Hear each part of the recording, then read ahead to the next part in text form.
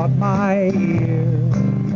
In big, bold colors, 2 South Loop staples are honored.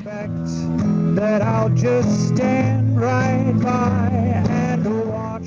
We're looking at the mural that represents sort of the relationship between Cypress Semiconductor and the refuge. And that's because this wall divides the two.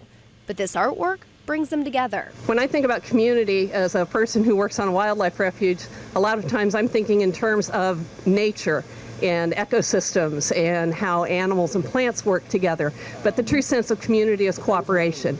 And this mural expresses that true sense of community, cooperation, and collaboration. Project organizers and the community were invited to celebrate the newest step in the creative placemaking process, an effort to bring a sense of community to an area. You have led the way for possible hosts for creative placemaking in the South Loop District with this project. It's been an inspiration and an example how it should be done. It was no small feat. Eric painted over 650 square feet here with a 1-inch brush, and it wasn't just one time. It was several layers of paint, starting with a really dark blue and building up.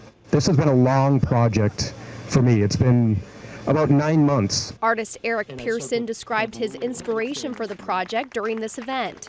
He did a lot of research, including touring Cypress. We got to dress in the suits, and there were photo ops all over. It was incredible. There was amazing machinery. I understood maybe about 25% of what he was explaining, about 30. And that really inspired the science and tech part of this design. On the other side of the mural, the refuge was recognized, including one of its champions, Ed Crozier, in the yellow shirt.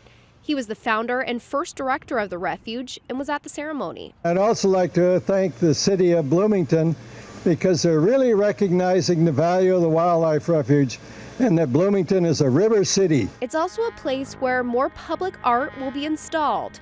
Work 7-year-old Natalie Markstrom approves of. Art is really pretty and interesting, and I just think it should be everywhere. She and 4-year-old Willa were creating art all their own after the event, but they were pretty impressed with what Eric did. I think it's really pretty. It has lots of color, and I like all the detail. It's pretty. It's just so cool.